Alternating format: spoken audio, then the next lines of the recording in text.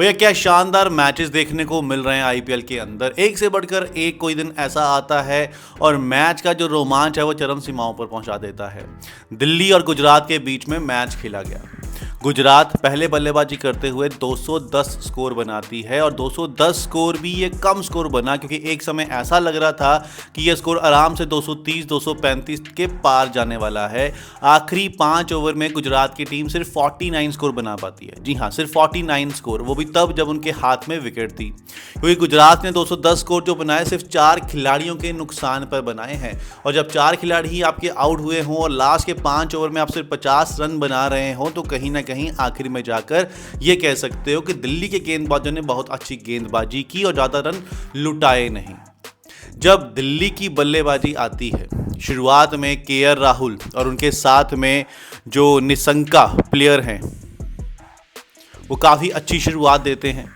दोनों ने अच्छी पार्टनरशिप बिल्ड की और लगा यस कि दिल्ली इस मैच में है। 10 ओवर में 100 के आसपास दिल्ली के स्कोर हो गए थे। केएल राहुल ने एक ब्रिलियंट नॉक खेली, टीम को कोशिश की आखिरी तक लेके जाने की, लेकिन 92 के इंडिविजुअल स्कोर पे वो आउट हो जाते हैं।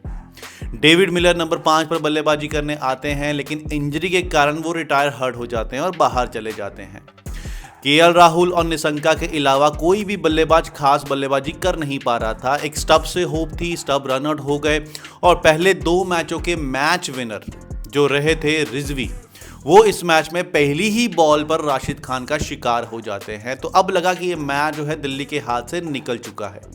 लेकिन उसके बाद जो रिटायर्ड हुए थे डेविड मिलर, वो वापिस आते हैं और वापिस आकर एक ऐसी नॉक खेलना शुरू करते हैं कि भैया ऐसा लगा कि ये बंदा बाहर पता नहीं क्या करने गया था, किस तरीके से चार्जअप होकर आया है और आते ही इसने स्ट्राइक करना शुरू कर दिया है और मैच को ऑलमोस्ट दिल्ली के खेमे में डाल दिया था। गुजरात के हाथ से जीता हुआ मैच छीन लिया था। प्रसिद्ध कृष्णा को इस तरीके से छक्के लगा रहा था ये बल्लेबाज। प्रसिद्ध कृष्णा इस मैच में बड़ी अच्छी गेंदबाजी कर रहा था हर मैच में। पिछले सीजन तो प्रसिद्ध कृष्णा हम जानते हैं पर्पल कैप होल्डर थे। इस मैच में भी अच्छी गेंदबाजी हो रही थी जब तक डेविड मिलर वापिस नहीं आए थे। उसके बाद डेविड मिलर ने जो कुटाई करना शुरू की है, आखिरी ओवर में जाकर सिर्फ बचते हैं 13 रन। आखिरी ओवर से पहले की कहानी अगर मैं आपको बता दूं तो 2 ओवर में जीत के लिए 35 स्कोर चाहिए थे, 35 स्कोर चाहिए थे और वहां पर डेविड मिलर उस ओवर में 22 रन बना देते हैं और 22 स्कोर बनाकर स्कोर बचते हैं अब बनाने के लिए सिर्फ 13 रन। 13 रन में से जब डेविड मिलर खेल रहे होते हैं 3 बॉल पर 8 रन चाहिए होते हैं और डेविड मिलर लगा देते हैं 6 और आखिरी 2 बॉल पर 2 रन चाहिए। इसके बाद वो चीज हुई जो किसी ने एक्सपेक्ट नहीं की थी। 2 बॉल पर 2 रन डेविड मिलर खेल रहे हो, साथ में उनके कुलदीप यादव थे जो अच्छी खासी बल्लेबाजी कर लेते हैं। आप ये नहीं कहते कुलदीप यादव जो है बिल्कुल भी बल्लेबाजी कर नहीं सकते हैं, कहीं वो सीधी सीधी बॉल दे दो तब भी वो बोल्ड हो जाएंगे, नहीं। डोमेस्टिक में वो खेलते हैं, अच्छे स्कोर बनाते हैं, वो जानते हैं बल्लेबाजी कैसे कर सकते हैं। हाँ, बड़े बड़े हिट चाहे लगाने में ना माहिर हों, लेकिन इतना तो है कि वो प्लेस करके सिंगल निकाल सकते हैं, बाउंड्री निकाल सकते हैं। तो दोनों अच्छे बल्लेबाज खेल रहे थे। तभी बॉल आती है, शॉर्ट पिच गेंद होती है, डेविड मिलर उसको पुल करते हैं और बॉल बाउंड्री लाइन के पास जाती है। मतलब आराम से वहां पर सिंगल हो सकता था, लेकिन डेविड मिलर ने वो सिंगल लेने से मना कर दिया। आप सोच के देखिए कितना बड़ा रिस्क। 2 बॉल पर 2 रन, अगर वो सिंगल ले लिया होता मैच हो जाता टाई, और अगर ये मैच इसके बाद कुलदीप यादव आउट भी हो जाते तो ज़्यादा से ज़्यादा क्या होता, सुपर ओवर होता। मतलब दिल्ली के पास एक और मौका होता। और अगर आप दोनों टीमों देखोगे तो दिल्ली की जो सुपर ओवर में आप कंपैरिजन करोगे तो दिल्ली ज़्यादा ऊपर दिखाई देती गुजरात टाइटन से, क्योंकि दिल्ली के पास अच्छे अच्छे बिग हिटर भी हैं और बॉलिंग लाइनअप भी गुजरात के मुकाबले में ज़्यादा अच्छी है। लेकिन वो सिंगल ना लेकर एक ऐसा बड़ा रिस्क डेविड मिलर ने अपने कंधों पर डाल दिया कि 1 बॉल पर 2 रन।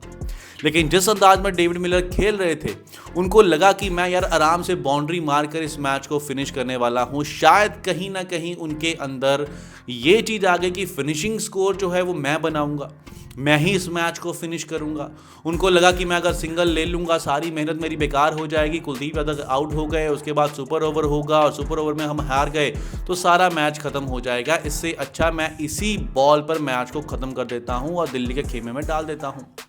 लेकिन वो कहते हैं ना, क्रिकेट में कभी भी कुछ भी हो सकता है। आप ये एक्सपेक्ट नहीं कर सकते हो कि भैया मैं ये काम करने वाला हूं और वो काम हो जाए। नहीं, क्रिकेट हमेशा कुछ ना कुछ चीजें खास रखती है जो आप सोच नहीं सकते हो। एक बॉल पर 2 रन चाहिए थे, स्लोअर बाउंसर डाला जाता है और डेविड मिलर उस बॉल को मिस कर देते हैं। बॉल चली जाती है कीपर बटलर के पास, रन भागते हैं, बटलर थ्रो फेंकते हैं और रन आउट हो जाते हैं कुलदीप यादव। और यहां से गुजरात टाइटन 1 रन से ये मैच जीत लेती है। दिल्ली की थाली में जो 2 रन परोसे थे खुद डेविड मिलर ने, उन्होंने ही वही थाली उठाकर गुजरात को दे दी कि भैया ये लीजिए आपके 2 पॉइंट, आज हमको भूख नहीं है, हम ये 2 पॉइंट नहीं लेने वाले। भाई यो अफसोस बाकी टीम को तो हुआ ही हुआ, जो क्रिकेट एक्सपर्ट थे, जो क्रिकेट प्रशंसक थे, उनको भी दुख हुआ, जो दिल्ली के फैंस थे, लेकिन सबसे ज़्यादा दुख यहाँ पर डेविड मिलर को ही होगा। डेविड मिलर अब मुझे लगता है 10-15 दिन इस बात को नहीं भूलने वाले। उनके दिमाग में हमेशा ये घूमता रहेगा, पूरी रात उनको नींद नहीं आने वाली आज तो खास करके, कि भाई ये मैंने क्या कर दिया, इतनी बड़ी गलती मैंने कैसे कर दी। अगर मैं कुलदीप यादव को स्ट्राइक दे देता तो हो सकता था वो बंदा 1 रन बनाता और आराम से हम ये मैच जीत लेते। लेकिन चलिए जो भी हुआ, अब आगे डेविड मिलर इस चीज़ का ध्यान रखेंगे कि भाई इस तरीके से गलती नहीं करनी चाहिए, क्योंकि इतना बड़ा खिलाड़ी, इतना सूझबूझ रखने वाला, जो साउथ अफ्रीका टीम की तरफ से इतना क्रिकेट खेल चुका है, आईपीएल में इतने लंबे अरसों से खेल चुका है, बहुत से ऐसे मैच डेविड मिलर ने देखे हैं और ऐसे मैच डेविड मिलर ने जिताए हैं जो अनएक्सपेक्टेड थे। उसके बावजूद भी अगर कोई बड़ा खिलाड़ी इतनी बड़ी गलती कर सकता है तो भैया आप समझ लीजिए क्रिकेट में कुछ भी हो सकता है।